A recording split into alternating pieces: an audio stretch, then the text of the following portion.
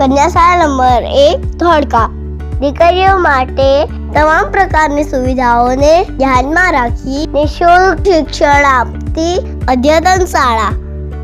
તજજ્ઞ અને અનુભવી શિક્ષકો દ્વારા બાળાઓને પાયાનું શિક્ષણ સાથે સંસ્કાર સિંચન. ધોળકામાં એકમાત્ર શાળા જ્યાં સ્માર્ટ બોર્ડ દ્વારા શિક્ષણ અપાય છે.